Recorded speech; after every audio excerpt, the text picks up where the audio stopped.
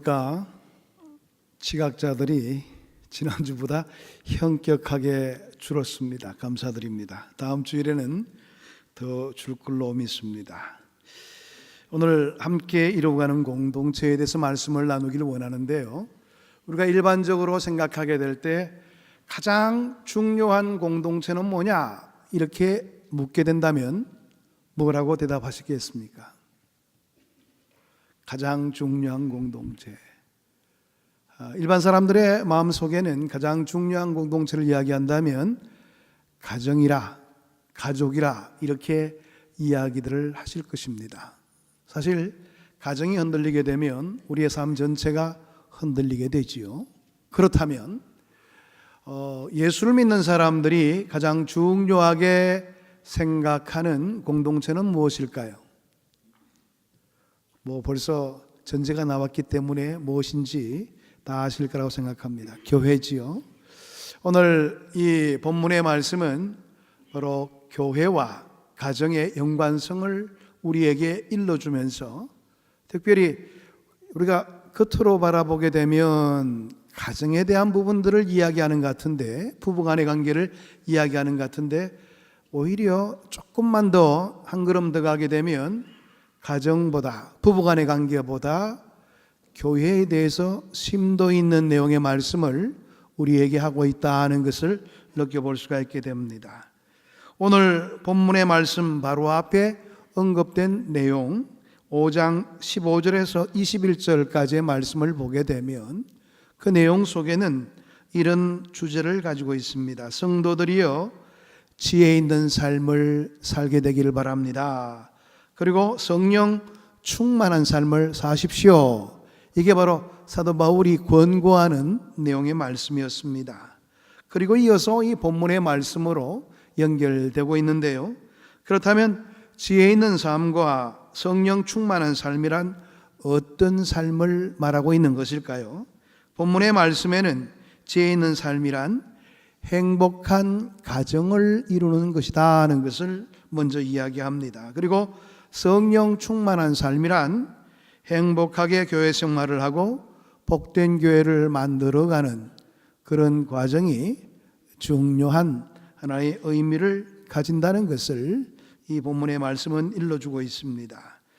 오늘 이 본문의 말씀은 교회와 그리스도와의 관계를 이야기하고 있는데요, 우리가 일반적으로 교회라 그러면 자꾸 우리의 머릿속에는 건물을 생각할 때가 많습니다. 왕십리교회면 왕십리교회, 그 왕십리 사거리에 있는 그 교회, 건물을 지칭할 때가 많은데요, 원래 교회라는 말은 모임입니다. 예수를 믿는 자의 모임이 교회지요.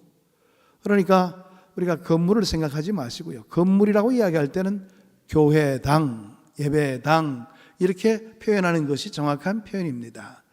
원래 한문에서도 모을 회자를 쓰는 이유가 다 그런 의미로 가지고 있다고 생각해 보면 되겠습니다.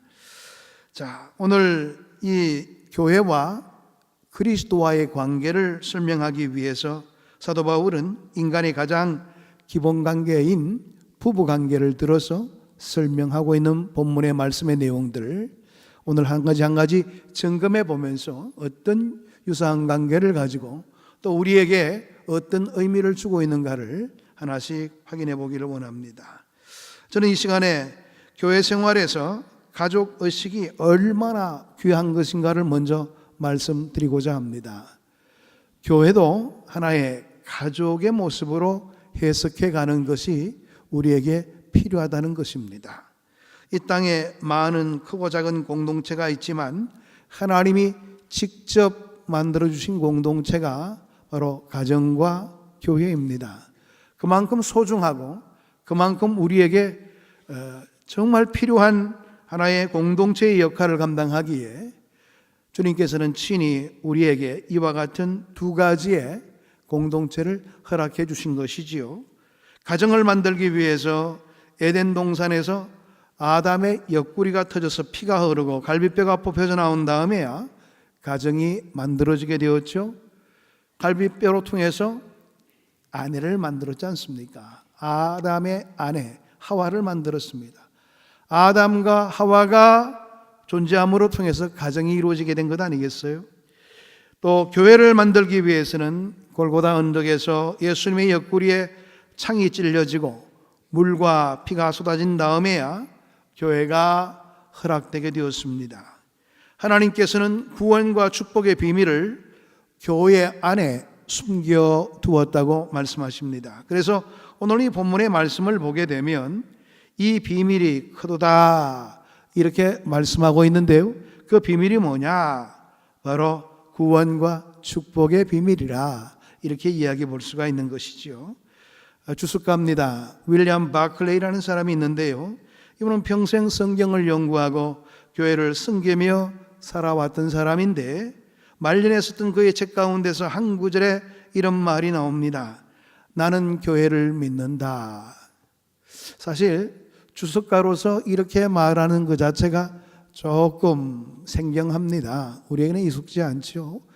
우리는 사실 이 말을 많이 쓰기는 씁니다. 예수를 믿는다는 말보다도 교회를 믿는다는 말을 자연스럽게 쓰는 경우가 있는데 정확하게 표현한다면 그 말은 틀린 말이라고 할 수가 있어요. 예수를 믿는 것이지 교회를 믿는 것은 아니거든요. 근데 그것을 다 알고 있는 이 신학자인 바클레이는 왜 이런 말을 썼는가? 그 속에 담겨진 의미가 있습니다. 나는 교회 가운데 구원이 있다는 것을 믿습니다. 이런 뜻을 가지고 있는 겁니다. 교회로 통해서 구원이 이루어진다는 것을 믿는다는 그런 표현으로 이 말을 썼다는 것이지요. 노만 빈센트 필이라는 감리교 신학자가 있습니다. 이분은 신학자이기도 하고 목회자이기도 한데요. 우리와는 입장은 좀 다르지만 이분은 교회에 대해서 이렇게 정확하게 표현을 했습니다. 때로 교회가 부패하고 허물과 모순투성이로 보일 수 있으나 우리의 구원과 희망이 실현되는 곳은 오직 교회뿐이다. 교회가 우리 눈에는 불완전한 구석이 많고 때로는 부패한 것 아닌가 이런 구석이 보인다 할지라도 교회를 통해서 하나님은 여전히 구원의 귀한 역사를 이루어 주신다 이렇게 표현하고 있는 겁니다. 오늘 본문인 25절에서 27절의 말씀을 보게 되면 교회가 얼마나 소중한 곳인가 하는 것을 자세하게 설명해 주고 있죠.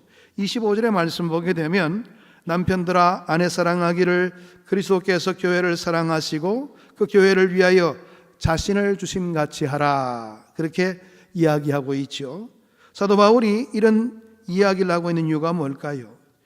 예수님의 유일한 사랑의 대상이 교회라는 것을 말해주기 위함이었습니다. 예수님은 교회를 위해서라면 자신의 모든 것을 내어줄 만큼 교회를 끔찍히 사랑하셨습니다. 다시 말해서 우리 성도들을 끔찍히 사랑하셨다는 겁니다. 26절의 말씀 보게 되면 이는 곧 물로 씻어 말씀으로 깨끗하게 하사 거룩하게 하신다고 그렇게 말씀하시는데요. 여기서 보면 이는 무엇을 물로 씻어 말씀으로 깨끗하게 하사 거룩하게 하신다고 말합니까? 교회를, 생략된 말이 바로 교회라는 말이 생략되고 있습니다.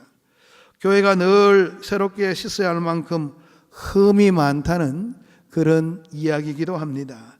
교회가 지닌 현실의 모습은 거룩하지 못하다는 의미를 그 속에 포함하고 있는 말씀의 내용이지요.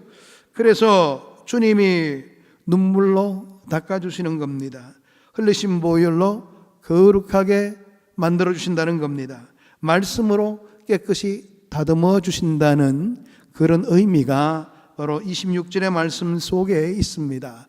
그래서 종교개혁자들도 교회에 대해서 이야기하게 될 때 개혁된 교회는 계속적으로 개혁되어 나간다 그렇게 이야기합니다.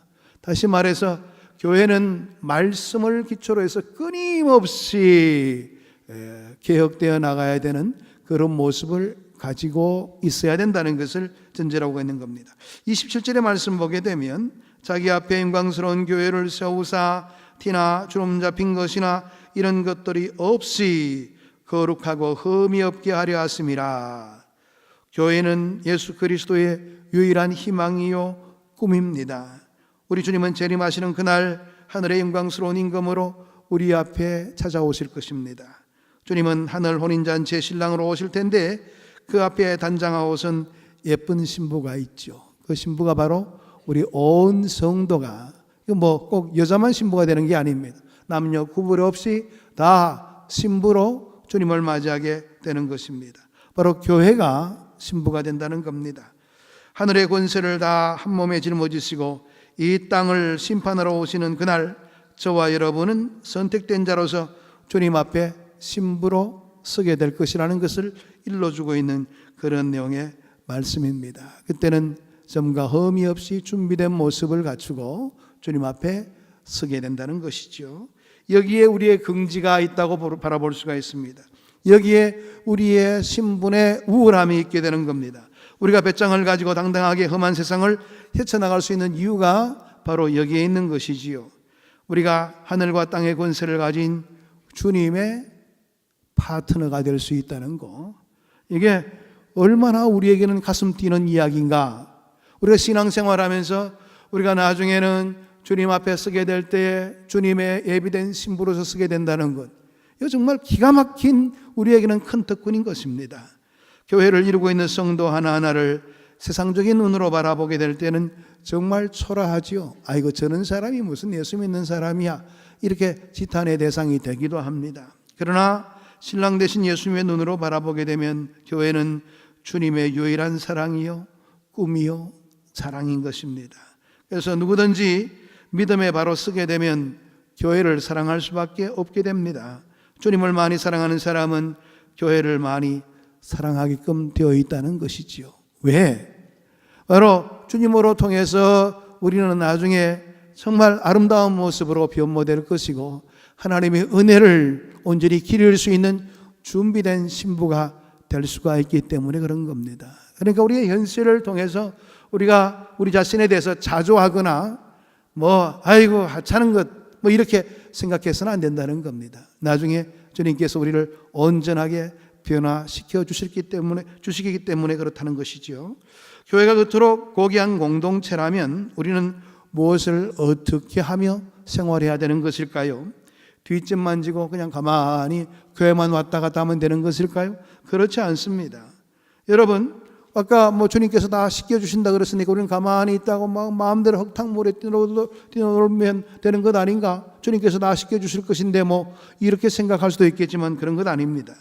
신랑을 기쁘게 하려면 늘 자기를 가꾸어가는 그런 모습을 가져야 되는 것이지요. 그렇죠.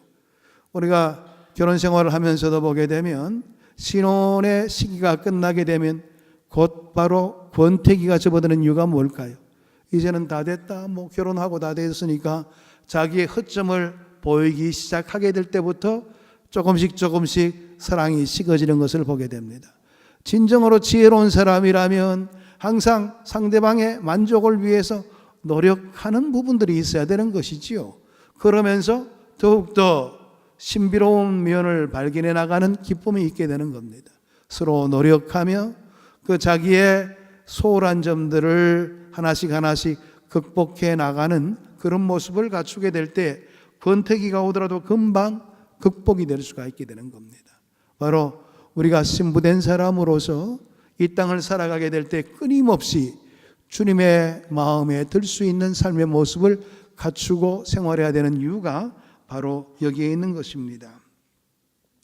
천국 가족의 전통을 세워가기 위해서 각자 자기 역할을 잘 알고 살아가는 그런 우리의 준비된 태도가 필요하다는 것이지요. 결혼식장은 부부가 된 날이 아니라 부부가 되기로 시작한 날이고 그 장소지요. 완성의 날이 아니라 출발의 날이 결혼식 날인 것입니다. 그러나 가만히 있으면 저절로 부부가 되는 것은 아니지요. 노력하는 그런 모습이 따라야 되는 것입니다. 요즘 보게 되면 많은 젊은이들이 결혼만 하게 되면 저절로 부부가 되는 줄 알고 있습니다. 그러다 보니까 결혼 생활에 소홀히 해서 결혼한 지 얼마 안 되는데 벌써 이혼했다, 그런 사람들이 속출하고 있는 이유가 바로 거기에 있는 것입니다. 결혼 이후에 우리가 어떻게 노력하며 살 것인가에 대한 고민이 없다 보니까 그런 모습을 보이게 되는 것입니다. 그렇습니다. 여러분, 천국 가족인 교회도 마찬가지입니다. 교회에 등록하고 예배에 겨우 참여하고 헌금만 한다고 천국 가족이 되는 것이 아닙니다. 그만큼 노력해야 되는 것입니다. 여러분, 아무리 가까운 부부 사이라도 마주보게 되면 항상 한 몸인 같이 느낌을 받게 되지만 돌아눕게 되면요, 지구 한 바퀴를 돌아야지 만날 수가 있어요. 그런 관계가 되는 겁니다. 그만큼 먼 관계인 겁니다. 그러니까 얼마만큼 노력해야 되는 관계인가를 우리는 알아야 되는 것이죠. 우리가 섬기는 교회가 아름다운 교회가 되기 위해서 나는 어떤 노력을 하고 있는가 하는 점입니다. 근데 많은 사람들이 교회에서 상처를 입는 이유가 자기 마음이 안 든다는 그 이유 때문에 상처를 입는 경우가 많습니다. 여러분, 교회 생활은 내 마음을 들도록 하기 위해서 교회 생활이 되는 것 아니에요. 주님의 뜻에 맞추어 가는 것이 교회 생활인 것입니다. 그래서 주님의 뜻을 맞추기 위해서 내가 얼마만큼 노력하고 애쓰고 힘쓰고 있는가를 더욱더 경주하며 노력해야 될 우리의 모습이 먼저 전제되지 않는다면 항상 우리는 교회 생활에 불만족을 가지고 불평하기가 십상입니다. 이건 잘못된 의식이라는 것이지요. 불만을 가지기 전에 나는 어떤 모습으로 주의 몸된 교회를 사랑하고 있나, 이것을 먼저 점검해 보시기를 바랍니다. 교회는 예수님의 몸이요, 우리 모두는 그 몸의 지체인 것입니다. 우리는 혼자 존재할 수 없는 존재예요. 그런데도 보면 나는 혼자 그냥 교회만 잠깐 왔다가 예배하고 가면 되는 것이다, 이렇게 생각하는 분들이 많으세요. 교회가 공동체라는 그런 그 말의 의미는 교회 생활 전반에 모든 것이 참여되면서 공동체 의식이 생겨나게 되는 겁니다. 생각해 보세요. 아무리 가까운 가족이라도 잠시 아침만 딱 먹고 나가가지고 만나지도 않는다면 그게 가족이라고 이야기할 수 있겠습니까? 가족의 존재감은 같이 시간을 나누고 또 마음을 나누고 같은 공감대를 가질 때 가족이라고 말할 수가 있는 겁니다. 그렇습니다. 그런데 많은 사람들은 귀찮다는 거예요. 교회 생활 그 자체가 우리에게 부담을 주는 것 아닌가? 교회는 멀찌감치 내가 혼자 생활해야지, 한 발 깊게 들게 된다면 그때부터 귀찮아, 그렇게 말하는 분들이 계신데 그렇지 않습니다. 서로 같이 부담을 공유해야 될 것이고 같은 생각을 가지고 노력하는 그런 모습을 갖추게 될 때에 나도 교회의 일원이 되었다, 이렇게 이야기해 볼 수가 있습니다. 그래서 신자라 그렇게 이야기할 때도 보게 되면 교회의 의무와 책임까지도 이야기하고 있는 부분들이 바로 거기에 있는 것입니다. 그렇게 될 때에 비로소 나는 공동체의 한 부분을 맡아주거나 할 수가 있게 되는 겁니다. 그렇습니다. 우리는 주님의 지체입니다. 나 혼자서 살려고 하지 마시기를 바랍니다. 여러분, 그냥 내가 예수 그리스도를 성경을 통해서 또 좋은 메시지를 통해서 신앙생활 하게 되면 된다고 여긴다면 교회에 구태여 나올 필요가 뭐가 있겠어요? 요즘 TV를 통해서 보게 되면 아주 유명한 강사도 많고 우리의 마음을 충분하게 만족시킬 수 있는 그런 이야기를 들을 수도 있어요. 근데 그거는 신앙생활이라고 말할 수가 없는 것이지요. 신앙생활은 공동체를 전제로 하고 있는 겁니다. 내가 이 교회에 소속되어서 나는 어떤 부분들을 맡아서 주의 몸된 교회를 위해서 애쓰고 노력할 것인가, 이런 것들을 같이 나누는 자리가 교회의 자리라는 사실입니다. 그렇습니다. 여러분, 서로 하나가 되지를 못하며 공동체의 일원이 되지 못할 때 뿔뿔이 흩어지게 되면 혼자서 신앙생활 잘할 수 있다, 그거는 자기 생각일 뿐이에요. 혼자서는 신앙생활이 될 수가 없게 되는 겁니다.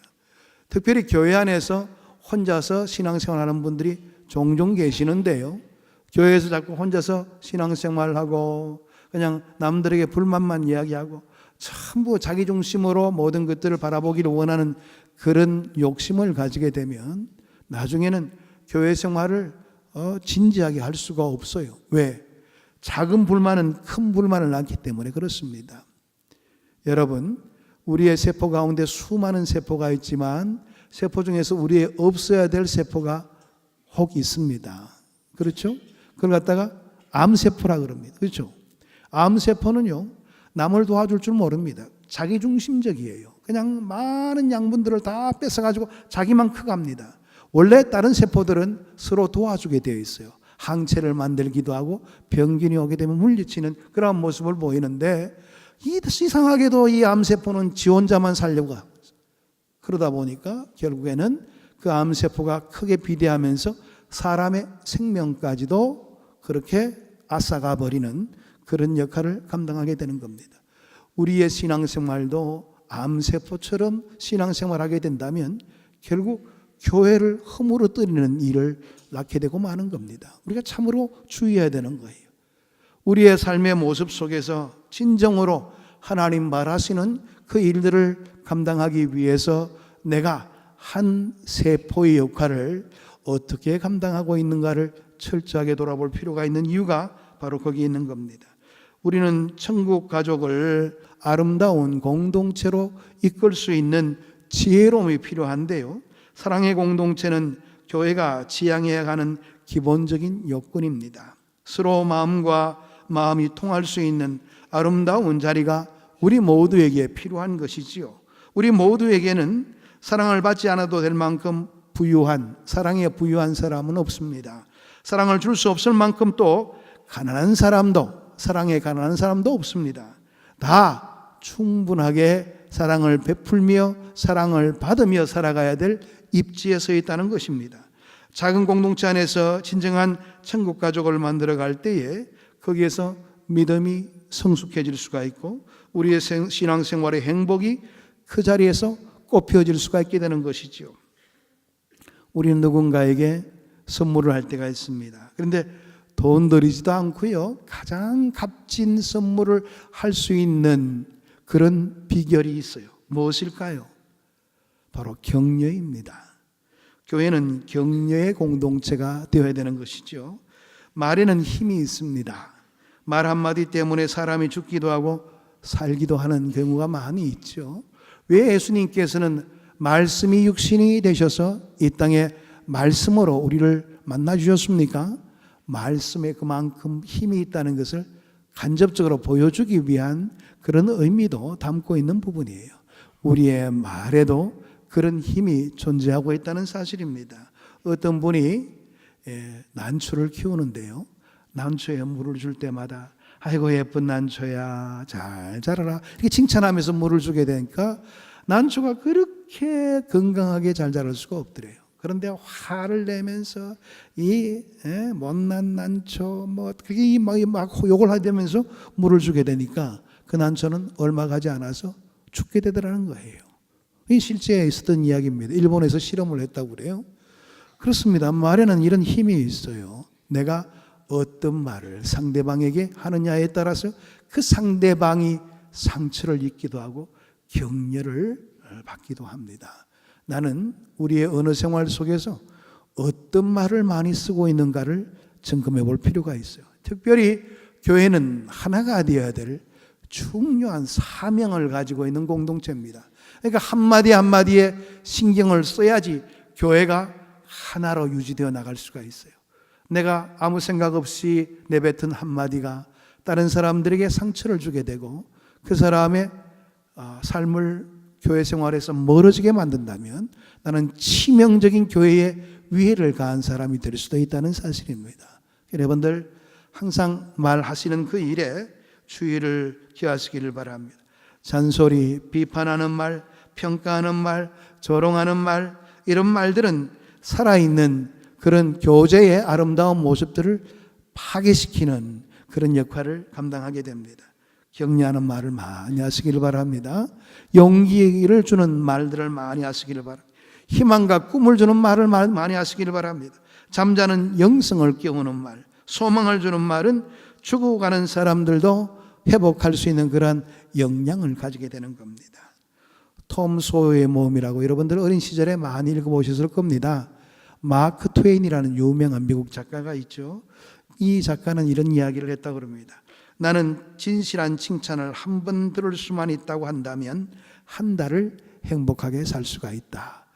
칭찬 한 번 듣게 된다면 한 달을 행복하게 살 수 있다는 거예요. 이 칭찬이 얼마나 소중한가를 우리가 생각해 볼 수 있는 말이기도 하지요. 결혼정보회사에서 조사한 바에 의하면 20대에서 30대 미혼 남녀들이 4월 1일 만우절 날에 가장 듣고 싶은 거짓말이 무엇인가 한번 조사해 본 적이 있다고 그래요. 그 말이 무엇일 것 같아요? 너만을 사랑해. 세상에서 네가 가장 예뻐. 너는 세상에서 가장 멋있는 남자야. 거짓말이라도 좋으니까 그런 말을 듣고 싶다는 그런 이야기를 했다고 그럽니다. 이 말이란 이런 놀라운 힘이 있는 것이지요. 천국 가족에게는 기쁨이 있습니다. 교회는 기쁨을 주는 공동체가 되어야 되겠죠. 이미 돌아가신 고인이 되었지만 항수관 장로님 다 아실 겁니다. 이분이 이런 이야기를 했어요. 웃음은 보약보다 더 귀하다. 보약 한 재 지어서 먹는 것보다 웃는 것이 더 좋다는 거예요.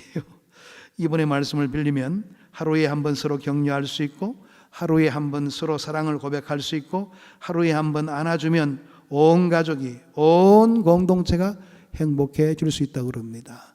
우리 교회가 이런 교회가 되기를 원합니다. 주일날이 기다리지는 교회, 예배의 자리가 기다리지는 교회, 그런 교회를 만들어가는 것이 우리의 목표가 되어야 될 겁니다. 이 험난한 세상 속에서 교회에서도 위로를 받지를 못한다면, 이 험난한 세상 가운데서 교회에서 격려받지 못한다면 어디에서 격려받을 수가 있겠습니까? 어디에서 위로를 받을 수가 있겠습니까?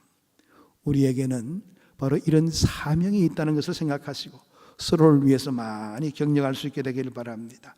그런데 참된 가족, 참된 천국의 모습을 이루기 위하여 우리에게 필요한 부분이 있는데요, 바로 그것은 결단입니다. 요즘 젊은이들은 감정으로, 느낌으로 사랑을 한다고 그러는데요, 그러다 보니까 감정과 느낌이 사라지게 되면 헤어지는 경우가 많이 있게 되죠. 이런 결혼 생활이라는 것은 감정과 느낌으로 하는 것 아니지 않습니까? 결국에는 자신의 의지가 그 사랑 뒤에 뒷받침이 되어야 되는 겁니다. 내 결단이 필요한 것이지요. 내가 어떻게 해서든지 간에 이 가정을 깨지는 않겠다, 이런 의지가 필요한 겁니다. 그러면서 나중에 사랑으로 회복되어 나갈 수가 있는 것이지요. 마찬가지입니다. 나는 주님의 몸된 교회를 끊임없이 사랑하리라, 이런 우리의 준비된 마음이 필요하다는 겁니다. 주님을 사랑하고 섬기며 살리라. 어떤 어려움이 있다 할지라도 나는 교회를 저버리지 않겠다고 그렇게 생각할 수 있는 우리의 결단이 우리의 삶의 자리에서 이루어져야 된다는 겁니다. 그렇지 않고서는 그냥 되는 대로 그냥 신앙생활 하면 되지, 이렇게 하다가는 나중에 낭패를 보는 경우가 있다는 거예요. 교회에 상처받게 되고 또 상처를 이기지를 못해서 교회를 이탈하게 되면서 구원과는 상관없는 길을 걷게 되는 경우를 종종 보게 되는데요, 그런 일이 없어야 될 것입니다. 여러분, 사랑은 결단하는 것입니다. 믿음 생활도 결단을 통해서 비약적으로 성장해가는 그런 모습들을 종종 보게 되는데요, 천국 가족에는 아름다운 행동과 아름다운 희생이 있어야 되는데요, 그 희생은 바로 내 삶의 결단으로 시작될 수가 있게 되는 겁니다. 그냥 희생하면 되지 아니에요. 내가 먼저 그 내용 앞에서 결단할 수 있는 그런 태도가 필요한 것입니다. 여러분, 우리의 삶에서 아름다운 향기를 높일 수 있는 비결은 교회 생활을 통해서 항상 하나 되겠다는 우리의 뜨거운 의지가 있는 그 자리에서 진정한 향기가 나올 수가 있게 되는 겁니다. 여러분의 주변에 있는 아름다운 공동체들을 천국 가족으로 만들어 가실 수 있는 그런 노력이 있게 되기를 바랍니다. 여러분, 교회는 바로 이러한 곳으로 만들어 가야 되는 거예요. 비록 부족함이 있다 할지라도, 비록 내 마음이 들지 않는 구석이 있다 할지라도 끊임없이 우리가 사랑으로 극복해내며 주의 은혜를 온전히 이루기 위해서, 교회가 하나 되는 그런 공동체를 만들어 가기 위해서 우리가 노력한다면 나중에는 우리가 세상 끝날에 주님 앞에 온전히 서서 우리는 참으로 노력한 주님의 공동체로 주님 앞에 아름다운 신부처럼 서 있습니다. 주님을 기다립니다. 이런 모습을 갖출 수가 있게 될 겁니다. 우리에게 바로 이러한 모습을 갖추어 하나님의 영광을 더 높일 수 있는 우리 모두가 되기를 축복합니다. 기도하겠습니다. 하나님, 감사합니다. 오늘도 주의 말씀으로 우리의 삶을 이끌어 주시고 은혜의 자리에 임하게 하시니 감사함을 드립니다. 교회의 참으로 소중함을 우리가 인식하는 것이 참으로 필요한데도 불구하고 우리는 교회의 소중함을 망각할 때가 많습니다. 우리가 교회를 떠나서 구원의 귀한 역사는 이루어질 수 없다는 것을 분명히 성경은 이야기하고 있는데도 불구하고 우리는 교회에 소홀함을 보일 때가 많았습니다. 이제부터 우리의 변화된 모습 갖추게 되기를 바랍니다. 아버지 하나님, 주님의 은혜 속에서 하나 되어지는 정말 건강한 교회의 참된 모습을 이루기 위하여 노력하는 우리의 진지한 모습이 이루어질 수 있도록 주께서 친히 함께 하시고 은혜로 이끌어 주옵소서. 예수 그리스도 이름으로 기도하옵나이다. 아멘.